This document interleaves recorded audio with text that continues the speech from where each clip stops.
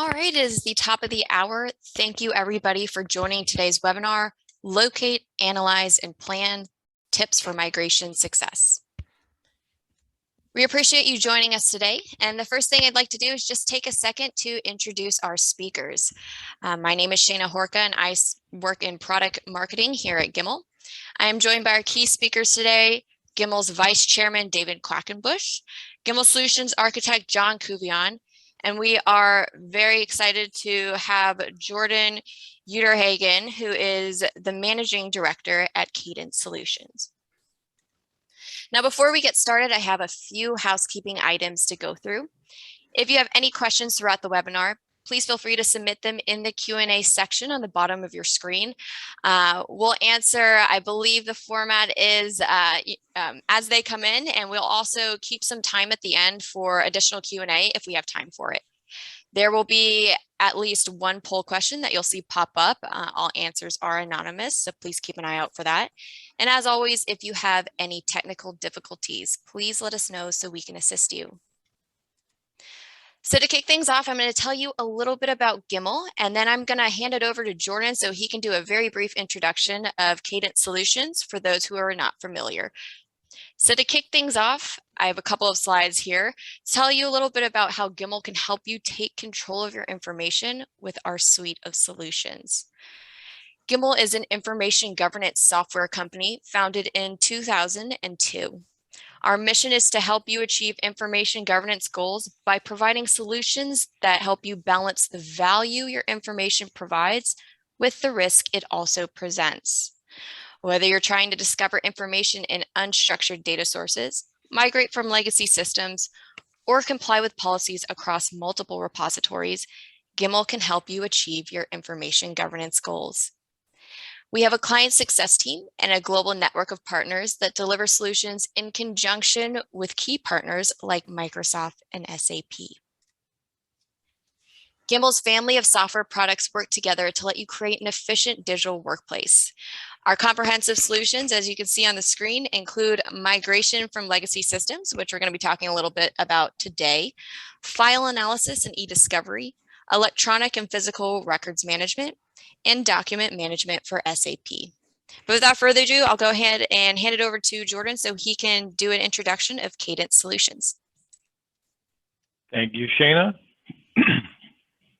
So a bit about Cadence and who this guy is going to be speaking a bit today. Quite simply, we're an organization, company that helps North American organizations struggling with digital transformation. We've been around since 2013. We've completed over 65 projects for both public sector, private sector, government, energy, and utilities. And we have a number of industry-leading software partnerships. And the one piece about us that's a little bit different than most implementers and maybe even some of the Gimmal partners is I founded the company after going through a very poor implementation, which included a migration. I'll speak a bit about that today. And Cadence Solutions was really born out of necessity as a customer turned implementer. Next slide, please, John. So a bit about our alliances. We're partnered with 4 major players in the software community: Microsoft, SAP, OpenText, and of course, Gimmal, all in the information management space. So with Microsoft, of course, that's SharePoint and Power Apps and Teams. With Gimmal, that's any of the products previously mentioned by Shana, everything around governance, migration, even the SAP archiving side of things. With SAP, it's accounts payable, vendor invoice management, and with OpenText, it's the traditional ECM platforms.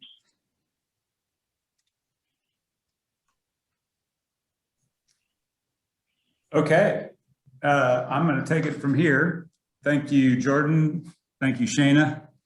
This is David Quackenbush, and want to walk through the format of our session today. We're going to do this as a roundtable discussion with a couple of our experts, Jordan being one of them and John Kuvion, the other from Gimmal, and really kind of get into what we see as a pretty hot topic today across most of our client scenarios. And that is, in the midst of all this digital transformation, IT simplification, IT modernization, name the big program that's being established today in the corporate universe and even in the government universe as well, content migrations are becoming a larger and more complicated and more problematic part of these activities. And I think everyone's familiar with migrations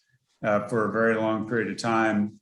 And now the thing is, how do you do migrations, and how can we learn from experts and best practices for making a migration successful, not only in technically successful, but more importantly, functionally successful, so that when the data is landing in the new system of choice, it's the right data with the right structure that really accelerates adoption and usability of that content in the new environment. So this is what we're going to cover in our conversation today: issues and mistakes, getting started with migration, talking a little bit about the big topic of lift and shift type migrations versus more transformative migrations, and then ultimately wrapping up with making it work. Like Shana said, I'd recommend, if you have questions along the way, to throw them in the chat, and we will try to address them as part of the dialogue with this esteemed group that's going to be discussing some of their experiences and best practices with migrations. So getting started, let's jump into the first category of discussion around common issues and mistakes. And Jordan, I'm going to throw this to you to get us started. You mentioned it at the beginning of your introduction. And so what do you find, or what have you found throughout your history is really the most challenging aspect of migrating to a Microsoft 365 environment? Yeah, I think one of the more common pitfalls we walk into as an implementer, pardon me, to the migration side of things. Do you know your data before we're attempting to even move it or cleanse it? So recently we helped a large insurance provider do a many terabyte migration, and at the 11th hour of the statement of work being signed, they found a whole new repository with another 12 million documents to be migrated. So that was one of the challenges that we walk into as the implementer is what do you have for data? Are we simply just moving active content? Does legacy content need to be moved, or can that be archived in the legacy system? And as we're positioning all that to migrate into M365 or SharePoint, what does the modeling look like for that information that's going to be transitioning across platforms? Great, John. Any commentary on your end? What you've experienced? What are some of the challenges, pitfalls that you've run into in migrations to M365? Yeah, sure, David. The kind of tailing off of that, looking at the fact that Microsoft 365 is going to be a different system altogether than the legacy system you'll be migrating off of, and understanding the differences. And a lot of times people don't spend enough time looking at that inventory of content that they've discovered and now have an understanding of what they're going to do with it when they move it, and the changes that might be necessary to transform that so it could be supported in a Microsoft platform. Not a lot of people understand that some older legacy platforms will allow you to do things that Microsoft won't. So paying attention to those differences in the platforms is always something that can be challenging, and if you don't plan for that, it can make things rough overall in the implementation. Great, yeah, thanks. By the way, I messed things up a little bit. I meant to start our conversation with a poll question. So let's flip back to that real quick and get a poll of the audience just to see who's out there and what their experience has been. It's a pretty simple poll question to get the ball rolling, but out there, who's been involved with the content migration before, and And if so, if you have, what have your results been, or what have you seen yourself? Please answer that, and we'll use the results here in a couple of minutes to carry on with our conversation. Right, so getting back to the topic at hand, common issues and mistakes, while we're waiting for some of the poll results. What are some examples of things, one of the things that is kind of funny, I was in a conversation the other day with a client, and there's things that just seem to come up in migrations that are, I don't know, they were kind of foreign to me at points, like talking about transferring user permissions and user rights and things like that from certain legacy ECM systems, and maybe even things like workflows and other things like that. Jordan, any thoughts around that? Is that something that gets overlooked oftentimes when planning for a migration? How have you seen that affect getting one of these things off the ground? Yeah, I think you stole a bit of my thunder there, David. The workflow aspect of migrating between two platforms or migrating into M365 is a big conundrum when you actually go to perform the cutover of systems. So when you do a migration, we know we can move a lot of legacy stuff in advance of a go live. Once we're live, we may have active workflows in the legacy system that need to wrap up. Do we let those wrap up in the legacy system first?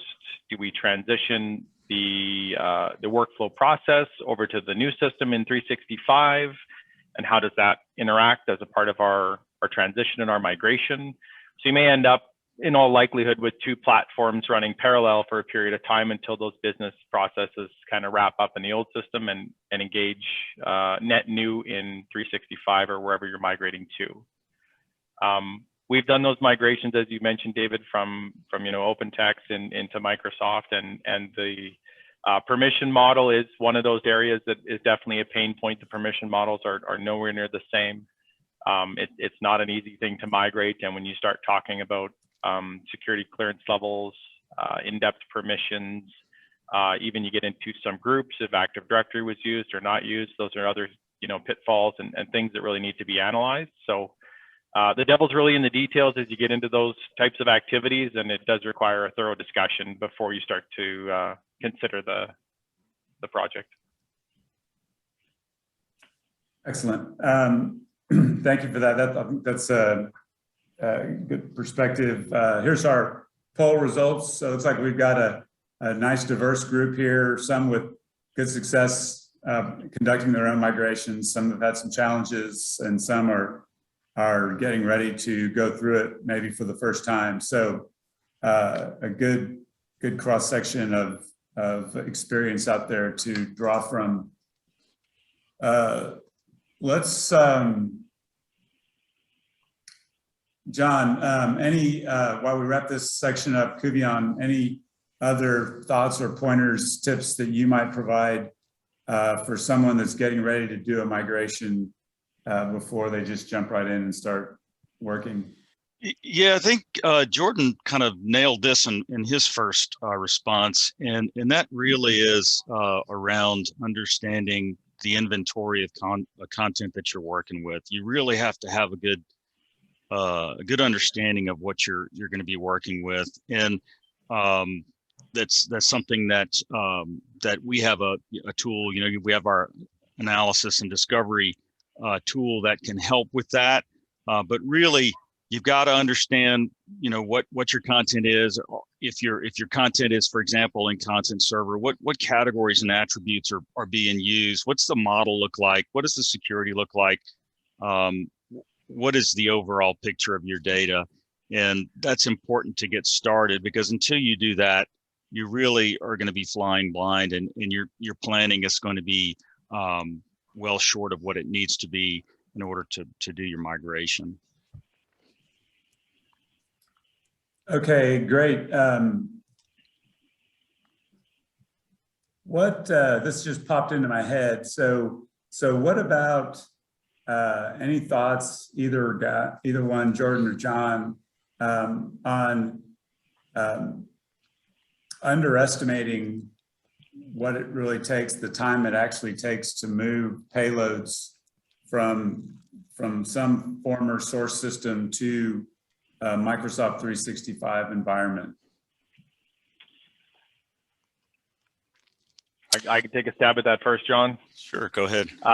Yeah, absolutely. It's underestimated quite frequently. One of the recent experiences we had was one of our clients' upload pipe was ridiculously small for the size of organization. We're talking, 25 megabits up. So when you start to hit bandwidth thresholds and the pipe is simply too small to move enough content from an on-premise legacy system up into a cloud-hosted environment, you start running into all kinds of logistics nightmares. So something that's completely overlooked, if you're working with business units and business departments, they don't think of that stuff, right? That's not their job. That's an IT infrastructure job. So that's one that's common. Another one that I've run into in the past was we're actually migrating out of a system called GroupWise. It's very legacy. It housed both email and documents and records. So you're essentially decoupling business functions as you're migrating. So you need to pull the email out and that goes off into Exchange or now 365, and you need to pull the documents out and push that off into SharePoint Online. The problem with that is you're disrupting both your email function in your organization as well as your document management function at the same time. So again, logistics nightmares as you start to go into a go live scenario. John, any comments? Yeah. Something that's always underestimated or I guess maybe along those lines is people will try to bite off too big of a bite of the apple at one time. These things take time, and you've got to understand that it's going to take time to do these kinds of migrations especially when you've got a lot of data. So, the recommendation from us is always to try to start small, at least have some initial successes while you're developing your plan and your process. Don't try to boil the ocean, and take it one step at a time so that you can refine that process.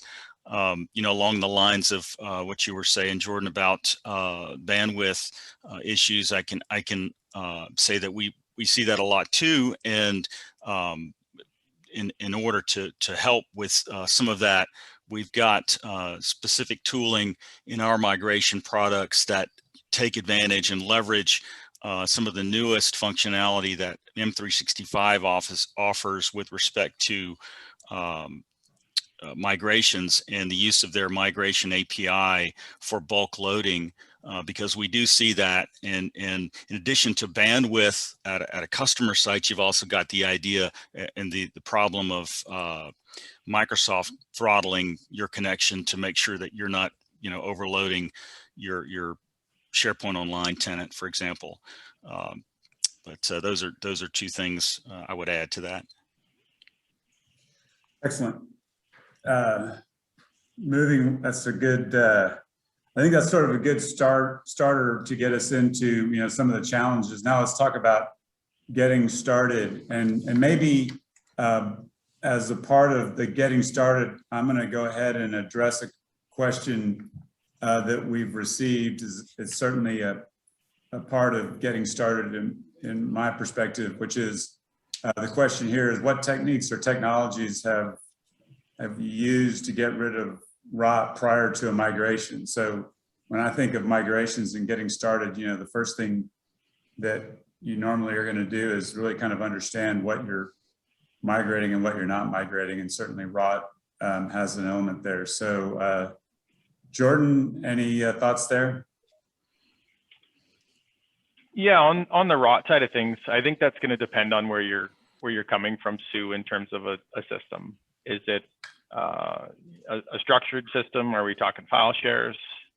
There's many file share utilities that can do the cleanup and that. I touched on it earlier. Are we just bringing active and ongoing documents and records? Are we leaving some of that stuff, the archival stuff behind? That's an organizational decision, but techniques to do that and tools, yeah, there's a ton out there. Techniques, we want to avoid the army of people cleaning things by all means. Yeah, I guess just to be clear, although the audience appeared to be pretty knowledgeable, ROT meaning redundant, obsolete, and trivial information, try to avoid not spelling out acronyms whenever I can, because there's so many of them. John, does it, one of the things that that we've done in the past with Gimmal Migrate is we've used the analysis tool to identify some of that rot, as part of the planning activity prior to setting up the migration.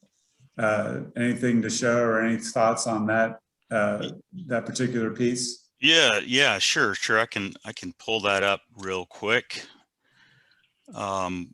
We've got a couple of ways to analyze content using some of our tools. First one is our Discovery and Analytics tool, which really is focused on understanding the content so you can prepare. It's all about investigation and understanding kind of what you're starting with, and it gives you some ability to look at what kind of content you have, what type of MIME types, what different file types you have, what type of metadata is being used in your containers, and you can even use it to generate reports around aging. And identify long paths, for example, which would be a problem if you're going to migrate to M365. You got to be aware that there's going to be some path limitations, and then uncovering things like what's the security model look like, so that you can help plan to transition that to your target in M365, and a little bit of deduplication reporting, so you can understand where you do have some duplication. But that's one of two ways. And another way that we have is we can generate data and reports out of our export tools that can give you the ability to do some more advanced reporting on that data, and then actually cut and slice and dice your content based on some of that category and attribute information that you've learned in your source system to help plan for your migration. So these are two of the common tools that we use in some of our migrations. Okay, cool, thanks. I'll just add a third. So if you think about ROT, and again, I think from a getting started perspective, the whole idea is really kind of understanding what it is you want to migrate versus what it is you don't want to migrate. As part of that planning exercise, there's a variety of other tools out there that can help identify that. We have our own called Gimmal Discover that really allows you to do deep analysis of content in preparation for some kind of action, whether that be total remediation, could be prior to a migration, could be just reorganization of something like a file share. So I think those are, and I think there's other tools out there as well that do similar things. So I think there's certainly pretty important as part of a migration activity when you're getting started to think about, what kind of content analysis is needed as part of that exercise as you're preparing to set up the migration. Any thoughts before we're going through these pretty quick now? We're pretty tight on time, but any thoughts real quick on what's the best way to get started with the migration? Because it can be a pretty overwhelming task when you're thinking about, multi-terabyte types of migrations. Jordan? Yeah, we try to get something out of the legacy system and pushed into the new system. And I know Sue had a question there on taxonomy and, what does the target look like when we do a migration? So the best place to start is to go end to end with a small volume of data. If you can do that, then you know that you can scale up and you're into more of a logistics and maybe a few pitfalls with data quality. But the best place to start is to try to get it end to end with a small volume of data first. Makes sense. We hear that. question a lot from our clients in terms of, what they would describe as a pilot or something like that to get the ball rolling. All right, I'm going to move on for purposes of time because this is really an area that I wanted to make sure we had good conversation around, which is the whole idea of lift and shift migrations versus transformative ones. And I was on a call this morning that we had a client that actually, or a partner, I should say, that was working with a client that they're knee deep in a migration right now. And they took a kind of country by country approach to their migration. And one country group was more transformative and the other was more lift and shift. And there was an interesting compare and contrast around the time, the frustration, and the ultimate results that the client was seeing from taking both approaches. So Jordan, I'll throw this to you. When you think about lift and shift versus transformative migrations, what are some of the common issues, mistakes that you often encounter when you're talking with a client or working with a client that is wanting to migrate their content? Yeah, we've been a part of a number of those, David, and I think the pattern that I see is it comes from which department is the request coming from. If this is a business-driven initiative, there's usually the need to transform and change platforms, get up into 365 and maybe change complete wholesale ECM systems. If a lift and shift is occurring, it's typically more IT driven. They have something on premise, it's off warranty on physical hardware, or they don't want to buy any more virtual machine nodes. And they want to just lift that whole thing and move it into the cloud and make it not essentially their hardware or infrastructure issue any longer. Now, down the road, that is going to turn into a transformation project because they're going to move platforms at some point, but it does mitigate the immediate concern or risk of legacy hardware infrastructure being on premise. So that's what we've seen a lot of, and it's really who's driving the initiative. Is it a business-driven efficiency project, or is this, risk mitigation from an IT side of things? John, any thoughts there? Yeah, I agree with what Jordan said there. And on top of that, I know we try to encourage people to take the opportunity while they're going through this change, because a lot of times there's a lot of change involved, and change management is a big piece of the puzzle when they're going through these migrations. But take the opportunity to do some things, to make some transformations, to redesign some things while they're moving their data, instead of just lifting and cramming it into a different system and making it look identical, or re-implementing the exact same model. And that could include things like making sure that your permissions are valid in the new system, but also taking the time to look at the metadata that you have on this content and make sure that the way that you're putting it into the new system still makes sense and provides business value for today. Because a lot of times these systems that are being replaced are ancient, and maybe that doesn't supply much value today. And taking the time to address that in the new system can add value to that content while you're doing the migration, instead of just ramming it into the new system the exact way that it is in your legacy system. Cool. Yeah, that's right. I think that's right. So here's a quick one for you. Either one of you, any techniques that you use to help a client recognize that lift and shift, while expedient, may not really be a good choice for them in a migration? That one's for me, I assume. Sure. Yeah, I think it's, do you want to do two projects versus one, is how we always approach that conversation. Yep.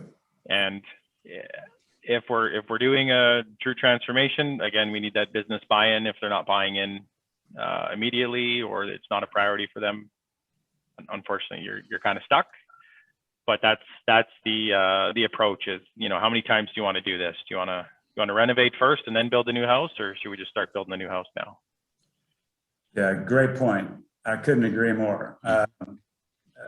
Always seems the expedient approach, which is what a lot of clients really think they want to do, always is fraught with that kind of doing it twice versus doing it right the first time. All right, so we're pretty much running out of time. I'm going to go a little bit over because we're recording this. Those that can hang around, appreciate you hanging around. But we'll have a recording for this. I wanted to cover the last topic here with Jordan and John in terms of making it work, and really talking about the main question here is when you think about handling migrations and metadata, moving metadata between systems that have different metadata models, what have you seen, what have you done to really make that a smooth and efficient activity? Jordan? Yeah, to make it as smooth as possible, we dig into the legacy data and literally cross our fingers and hope that nobody put dates into a text field, because that's, you know, the biggest stick of dynamite you can have on a migration project, where you have mismatched data types and you're trying to harden or structure that in the new system, or in our discussion today, 365 or SharePoint Online. So how do we handle that metadata model between the two systems? One, match the structure as closely as possible. Two, make sure that it was not completely unstructured in the previous system. And three, you're kind of golden gooses. If you're coming from a file share and you simply don't have any metadata, you get to start over and build that new place on your own, and define the model, and, you know, pick out metadata fields off the documents as they're migrated, as opposed to transforming what's coming from a legacy system. Yeah. So John, I'll throw this one to you, but, you know, in my opinion, this is a perfect example of where the work up front, the analysis up front, understanding what metadata you've got in your legacy system that you're transforming, is a critical success factor to setting up the information architecture in M365, and not having it be an afterthought when you get into the final stages of the transformation and realizing that you've got some mismatches there in terms of what you're really wanting to accomplish with your new structure. Any thoughts there, or does it make sense to flip over to the Map It tool? Yeah, sure. What that might look like. Yeah, you hit the nail on the head, and you know, that's why we, if I can pull that up, that's why we have you know, some of the functionality in our tool here that allows us to do log in first.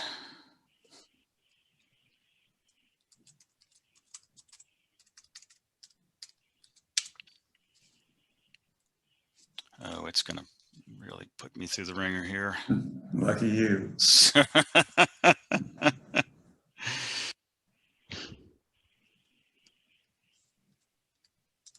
Sorry about that. Yeah, so, you know, doing that upfront content analysis allows you to really get some visibility into what your metadata looks like, and you know, then once you've got a good handle on that, you know, giving you the capability to come in to a tool like Gimmal Migration, where we allow you to specifically select, you know, metadata columns from the source system and map those into a target content type that you've created in your SharePoint environment. You know, we try to help you get a good picture of what the model needs to be in SharePoint, but really it's up to you to do that. But we give you an advanced tool to be able to select a field in the target and the source and map those together. And then furthermore, to take it a step further and see what that what that content's going to look like once it gets put into SharePoint, where it's going to go, and even make wholesale changes in the data as it's transitioning between the source and a target to Microsoft 365 by doing search and replace, filling in blank values, maybe correcting abbreviations and anomalies in the content that you've actually identified. Those are things that you can easily fix before you actually go to do your migration, instead of finding out after the fact and having to go into the database, for example, to make those changes.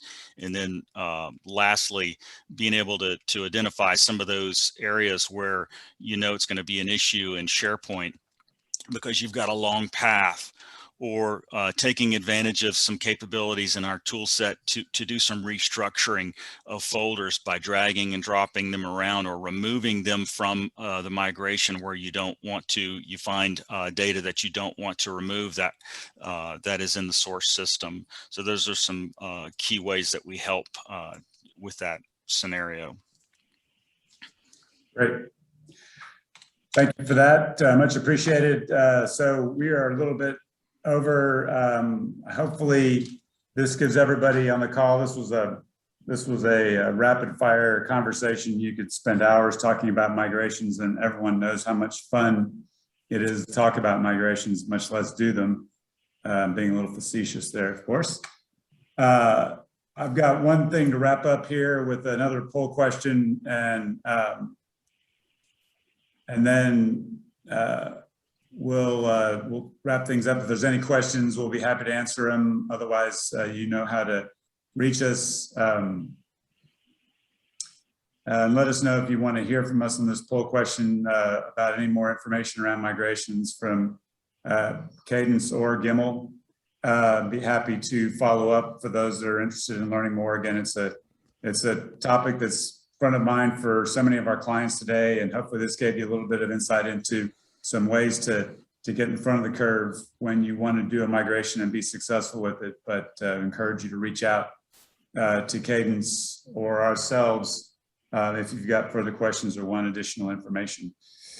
With that, Jordan, I really do appreciate you joining us on this webinar and your insights. Same for you, Mr. Kuvian.